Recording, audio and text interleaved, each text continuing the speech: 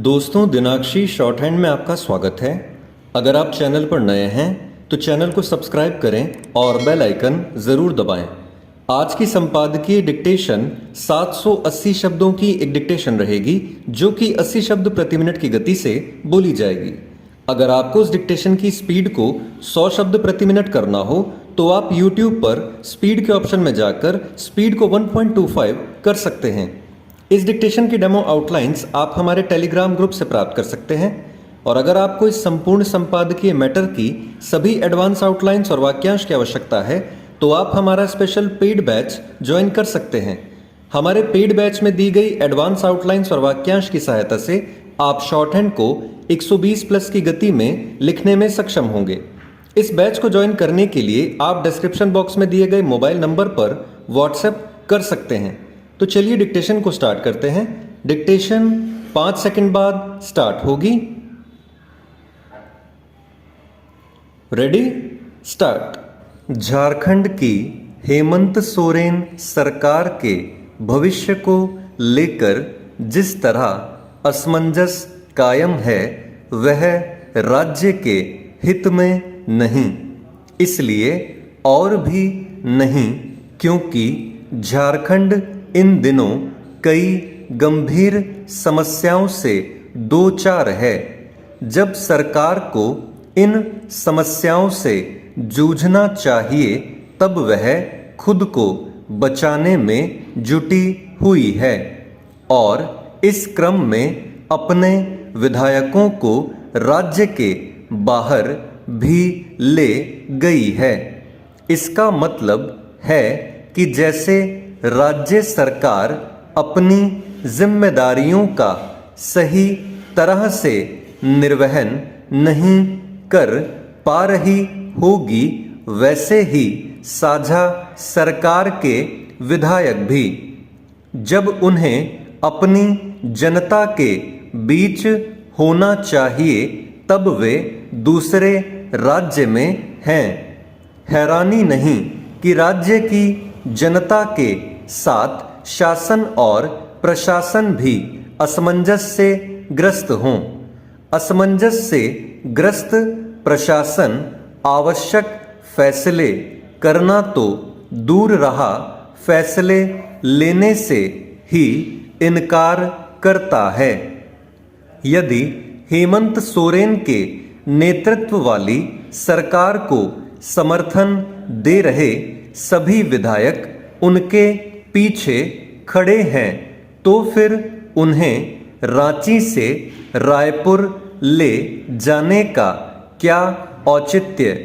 सवाल यह भी है कि यदि कोई विधायक पाला बदलने के लिए तैयार हो तो उसे ऐसा करने से रोकना कैसे संभव है? आखिर ऐसे में उन्हें इधर उधर घुमाने का क्या मतलब?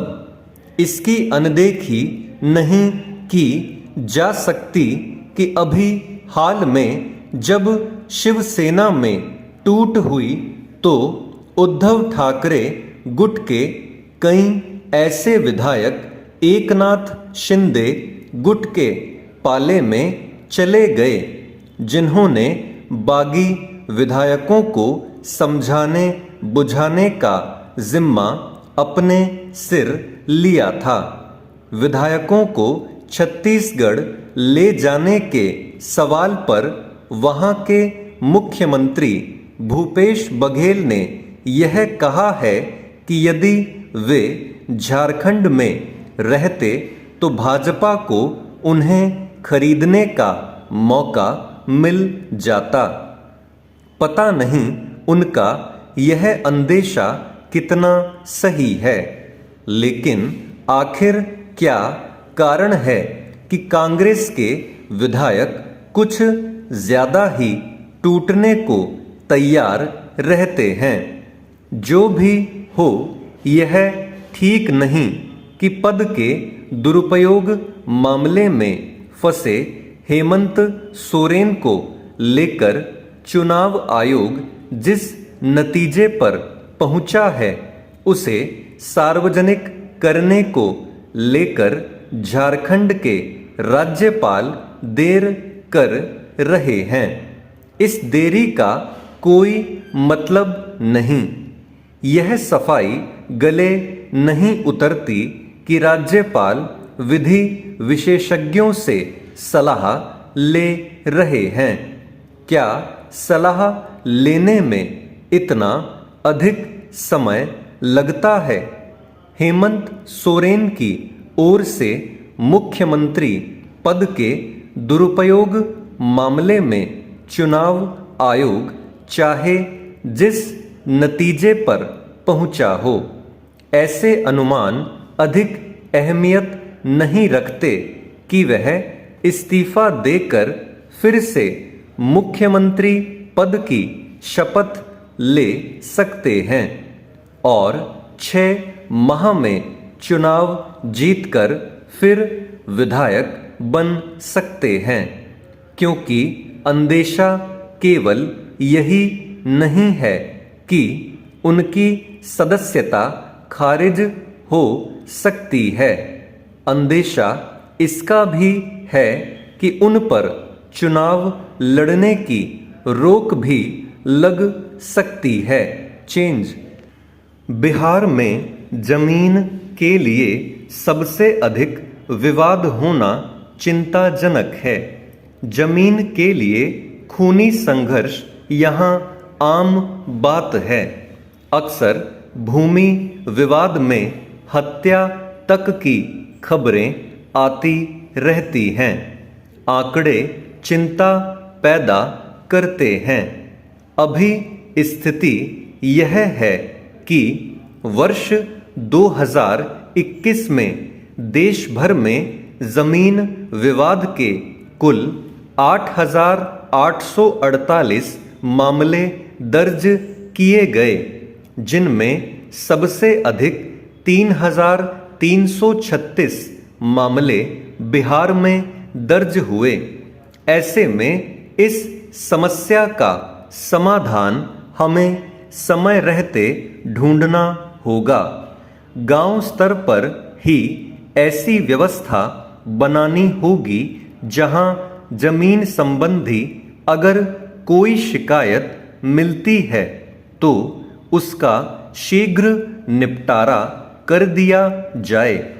पंचायतों में एक रजिस्टर हो जिसमें जमीन संबंधी विवाद दर्ज किए जाएं और इसके तत्काल निपटारे की कोशिश हो। हालांकि ऐसे मामलों की सुनवाई के लिए सरकार ने व्यवस्था बना रखी है, लेकिन इस पर त्वरित गति से काम नहीं हो पाता है। अंचल स्तर पर ही अंचलाधिकारी और संबंधित थानों के थानाध्यक्ष को हर शनिवार को जनता दरबार लगाकर ऐसे मामलों के निष्पादन का आदेश पहले से दिया गया है, लेकिन अधिकतर अंचलों में इसका अनुपालन नहीं होता है। केवल कागजी खानापूरी ही हो रही है।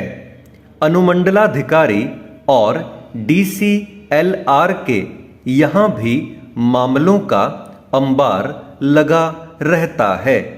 नतीजतन न्याय के लिए लोग बड़ी अदालतों का रुख कर लेते हैं। बिहार में भूमि विवाद के कई कारण रहे हैं।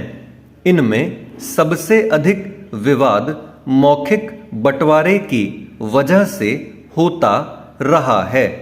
पहले भाइयों में निबंधित बंटवारा बहुत कम होता था। परिवार बढ़ने से यह विवाद का बड़ा कारण बनकर उभरा। जमीन बिक्री के नियम भी स्पष्ट नहीं हैं। ऐसे में एक ही जमीन कई बार बिक जाती है और बेचने वाले अलग अलग होते हैं। ऐसे में निबंधन के समय ही जमीन के असली मालिक की पहचान की व्यवस्था बनानी होगी। निबंधन के साथ ही जमाबंदी की प्रक्रिया को मजबूत करना होगा। निबंधन कार्यालय से ही 100% दस्तावेज अंचल कार्यालय को जमाबंदी के लिए भेज दिए जाएं, ताकि किसी अप्रिय घटना से बचा जा सके। कई जगहों पर गैर मजरूआ जमीन पर कब्जे को लेकर भी विवाद बढ़ा है। ऐसी जमीन को चिन्हित कर विवाद का त्वरित निष्पादन किया जाना चाहिए। स्टॉप।